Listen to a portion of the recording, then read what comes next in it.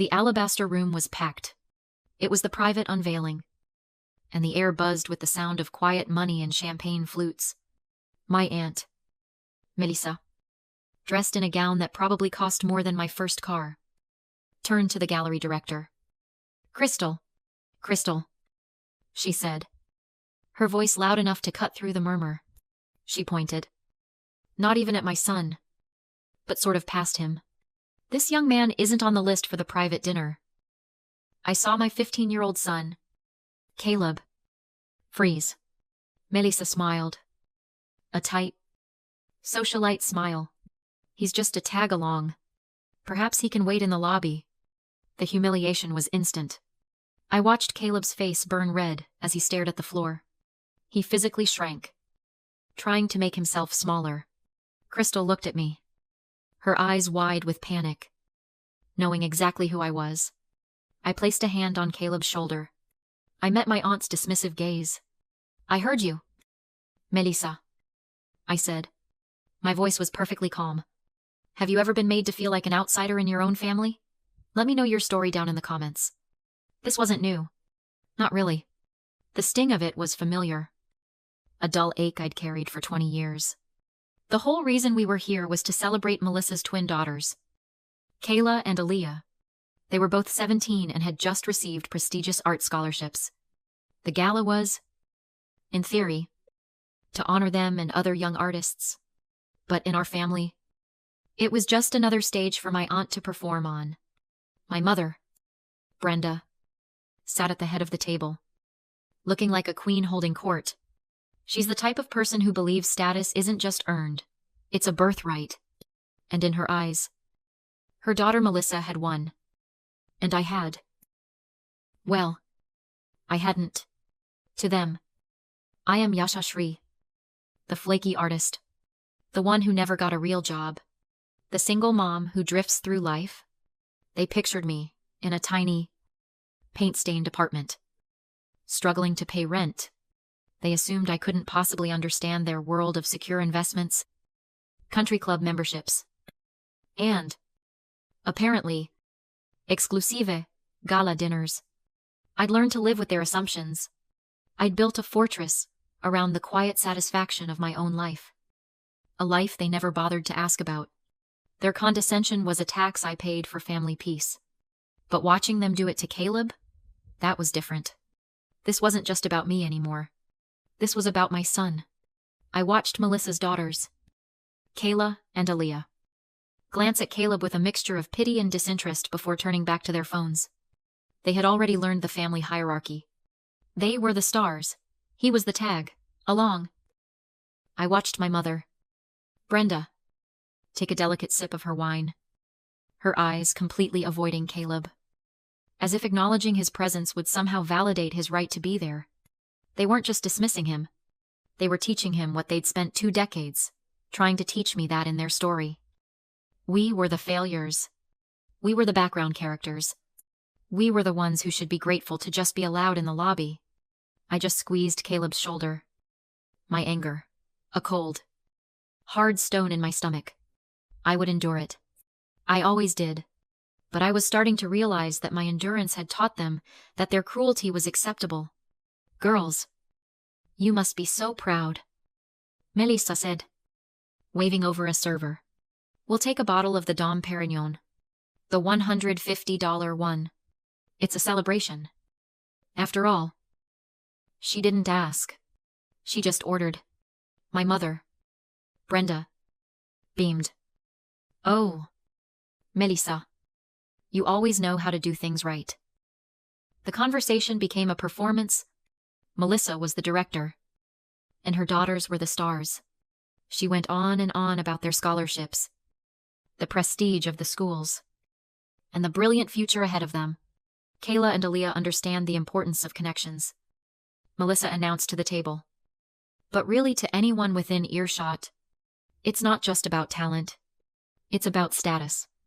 It's about knowing the right people, being seen at the right places. She gestured around the glittering room. Like this? This is where the real art world operates. All evening, she was laser-focused on the main event, the unveiling of a new artist, A young painter who was supposedly the next big thing. I've been following his work. Melissa leaned in, whispering conspiratorially. They say he's the future of contemporary art. Getting in with him now. Well, that's how you secure a legacy. She was practically vibrating with the need to impress. The need to be seen. To be relevant. And while this grand performance was happening, Caleb and I sat at the same table. But we were in a different world. We were invisible. No one asked Caleb about school. No one asked me about my work. We were just there. The tag-along and his flaky artist mother. I watched Caleb. He wasn't looking at anyone. He was just tracing the condensation on his water glass. His shoulders hunched. He had made himself as small as possible. The champagne arrived. The server poured glittering glasses for Melissa. For my mother. For Kayla and Aaliyah.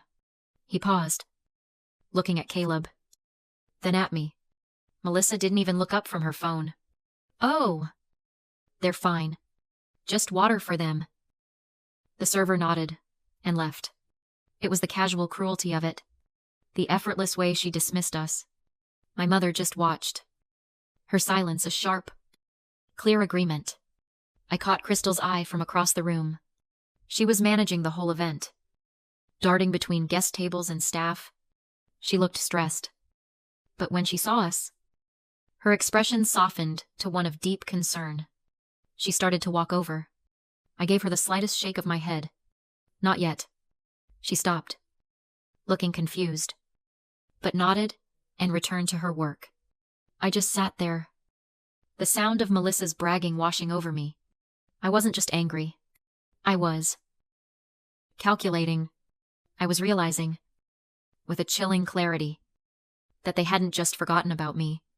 They had intentionally, actively, and consistently built a version of me in their heads, the failure, because they needed it to feel good about themselves. And tonight, they had made the mistake of bringing that version of me into my own world. The catered dinner service began. Servers moved through the room with trays of Wagyu steak and roasted vegetables. Our table was served last, when David, the head caterer, and Crystal, my gallery director, finally approached our table. Melissa put down her fork and sighed dramatically. "Excuse me," she said, her voice sharp with annoyance. "David, is it? And Crystal?" Both of them stopped.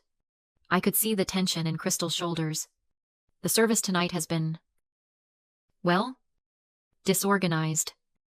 To be frank, Melissa said, we're supposed to be celebrating, and we've been treated as an afterthought. It's unacceptable. My mother, Brenda, chimed in.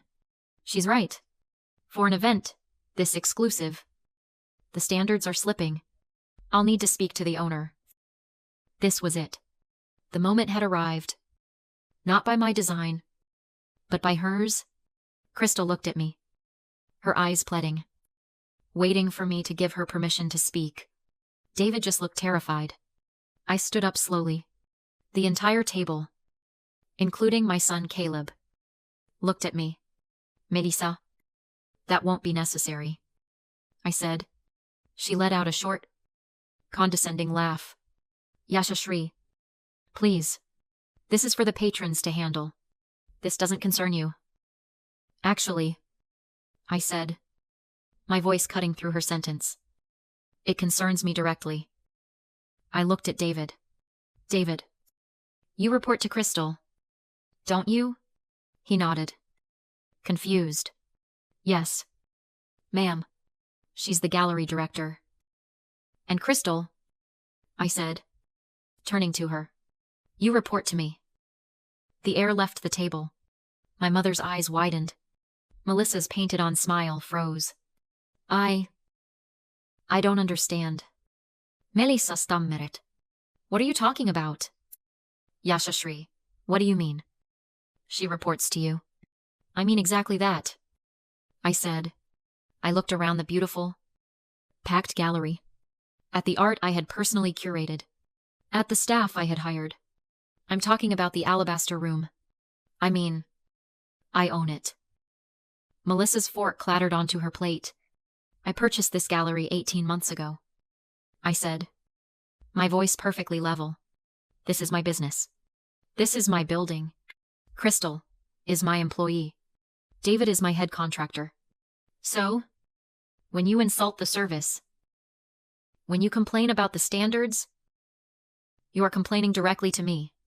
The owner, my mother, Brenda, just stared at me. Her mouth was slightly open. Yashashri, she whispered. Is this true? Completely true, I said. I own the Alabaster Room. I also own 2 smaller galleries downtown. This is what I do. This is my not real job. Melissa looked like she had been struck. Her face had gone from a snotty red to a chalky, sickly white. But, you're the flaky artist? I am an artist, I said. But I'm also a businesswoman. You never bothered to ask. You were all too busy, assuming I was failing. Too busy feeling superior to the struggling single mom. Before she could form another word, a new wave of applause erupted from the main gallery. The lights dimmed slightly at our tables, and a spotlight hit the grand entrance. Crystal, my director, stepped up to a small podium, and now, Crystal's voice rang out. It is my distinct honor to introduce the future of contemporary art, the man whose work we are all here to celebrate tonight. This was the moment Melissa had been waiting for. I saw her physically straighten her dress. She was desperate. Absolutely desperate. To be the first to greet him.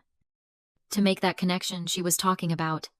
Please welcome Leo Valdez, a young man, maybe 24, with paint stains on his jacket and a shy, brilliant smile, walked out into the spotlight. The applause was deafening. Melissa immediately stood up. She pushed her chair back, grabbed her champagne flute, and started to move toward him, her hand outstretched, her fake smile plastered on. Mr. Valdez, Mr. Tection. Valdez Melissa. Leo Valdez smiled politely, his eyes scanning the crowd. He nodded at the guests. But he was looking for someone.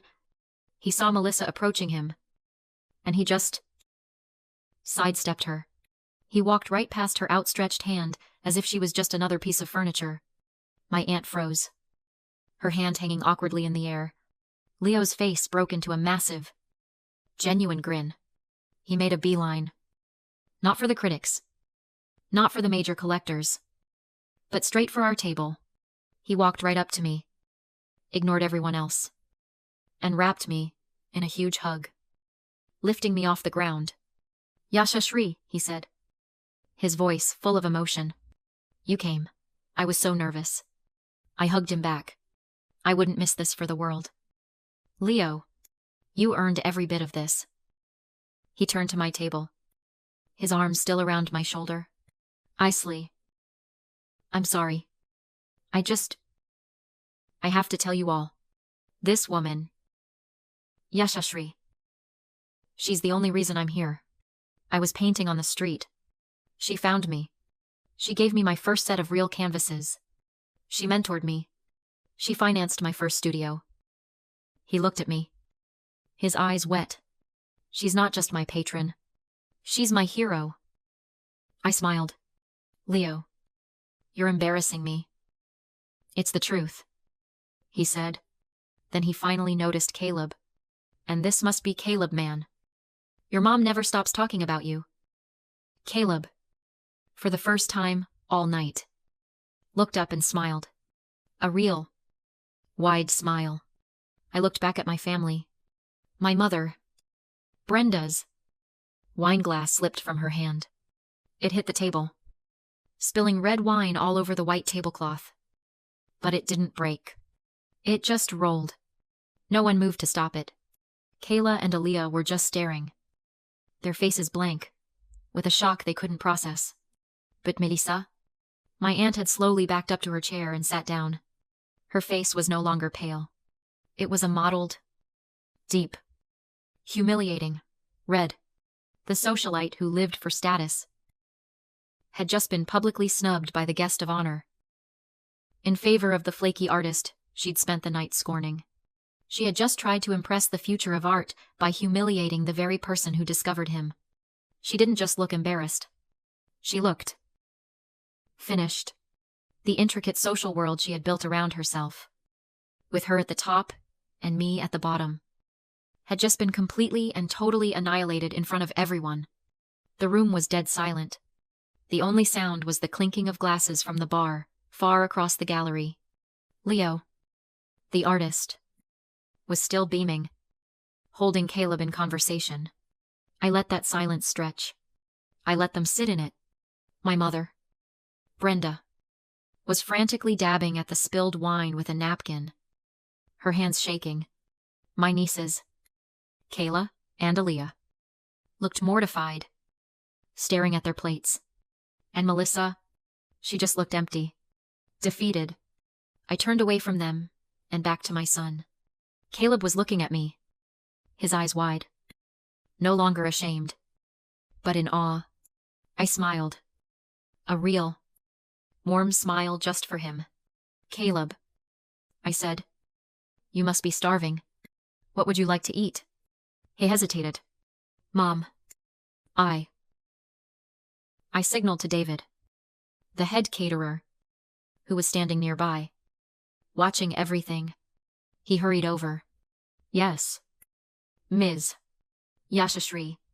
David, I said, my son would like to order now. Please bring him the $120 Wagyu steak, the special reserve, and the truffle potatoes, and whatever dessert Leo is having. Bring him that, too. Of course. Right away, David said, smiling for the first time. As he left, I finally turned my full attention back to my aunt. My voice was no longer warm. It was cold. It was quiet. It was the voice I used to close a deal. Melissa. She flinched and slowly, painfully, lifted her eyes to meet mine. You told my son he should wait in the lobby, I said, my voice clear and precise. You called him a tag-along at this event. You stood here, in my house, and tried to teach my 15-year-old son that he didn't belong. She opened her mouth, but only a small choking sound came out. I looked at her, and for the first time, he didn't feel anger. I felt a kind of clinical pity. I suddenly understood her. People like Melissa, who build their entire identity on the perception of status, are the most fragile people in the world. Their power isn't real. It's an illusion held up by a bank loan and the ability to look down on someone else. They don't just enjoy feeling superior, they need to. They have to push someone else down to feel like they're standing tall. It's the classic illusion of power from an empty wallet. And tonight, I had just called her bluff. Yashashri. I didn't know, she whispered. It was a pathetic defense. You're right, I said. You didn't know. You didn't know because you never, ever asked. You were too busy enjoying the story you'd written for me. The flaky artist. The failure. You needed me to be that, so you could be this. I gestured to her. To the expensive champagne. To the whole charade. Please, she begged, her voice cracking. We're family. Family, I repeated the word. It sounded foreign. A minute ago, you were happy to let my son wait in the lobby while your family feasted. That's not family. That's a hierarchy. And you just found out you're at the bottom of it? I looked over at my gallery director, who was trying very hard to look busy nearby. Crystal. She was at my side in a second. Yes. Ma'am. The catering bill for this table. For my guests. I said. What is the total? Crystal glanced at her tablet. For the private catering, the $150 bottle of Dom Perignon, and the extra service. The total comes to $850. Melissa's and Brenda's eyes both widened in panic. I nodded. Thank you. Crystal, please send that entire bill to Mrs. Ari. Melissa here. I smiled at my aunt. After all, this was her celebration. For her daughters? Come on, buddy, I said softly, taking my son's hand. Let's go somewhere quieter. Crystal led us away from the main floor, away from the scene, and into my private viewing room. It's a space I designed myself, behind a wall of one-way glass, with plush velvet couches. It's where I bring my most important clients to close major deals. David, the caterer, brought in Caleb's food. The $120 Wagyu steak, the truffle potatoes, and an elaborate chocolate dessert. Caleb sat on the couch, looking small in the big, expensive room, and took a bite. His eyes went wide. This is the best thing I've ever eaten, he said quietly. Good, I said, sitting next to him. Eat up. You deserve it. We sat there for a minute, just watching the party through the glass. We could see the main floor, but they couldn't see us. Leo, the artist, was surrounded by a crowd of admirers, and at our old table, we could see my mother, Brenda, and my aunt, Melissa, having a frantic, whispered argument. Melissa was holding the bill in her shaking hand, her face crumpled in panic and rage. My mother was digging through her purse, probably checking her credit cards. Caleb watched them for a moment. Mom. Yeah. Buddy. Why? Why does Aunt Melissa hate us so much? Isai hid, looking at the scene. Oh. Sweetie. She doesn't hate us. She hates what she thinks we are. She needs someone to look down on to feel tall. It's not about you. It never was. It was always about her. I turned to him, putting my hand on his tannery. But I need you to listen to me. What she said tonight. That feeling she gave you. That feeling of being a tag-along. Of being on the outside. I know that feeling. And there are so many people in the world who feel that way every single day. It's a letter I wish someone had written to me. It's for anyone who has ever been made to feel like they were on the fringe. For the one who was invited, but not welcomed. For the plus one no one talks to. For the one who has to laugh at jokes that are actually about them. You are not background noise. Your story is not secondary. You are not a tag-along in anyone's life. That feeling of not belonging. It's a painful, heavy coat. But it's not yours to wear. It belongs to the people who put it on you. Tonight, you felt small because she needed you to be small. But your worth, Caleb, is not decided by people who are too insecure to see it. You are not an extra. You are not a tag-along. You are the main event. You are the whole story. And anyone who makes you feel less than that doesn't deserve a ticket to your show. Not even family. Especially not family. Caleb looked at me, his eyes shining, and he nodded. He took another bite of his steak. We looked back through the glass. The argument between Melissa and Brenda was getting more heated. My nieces looked like they wanted to disappear. Caleb watched them. So, what happens now? Now, I said. They figure out how to pay their bill, and we finish our dessert. I pointed out at the room. Look, Caleb. There are two kinds of people in this world.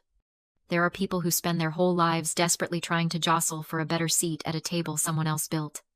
And then, there are the people who just go and build their own table. He smiled, finally understanding. You're a builder. Mom. That's right, I said. And so are you.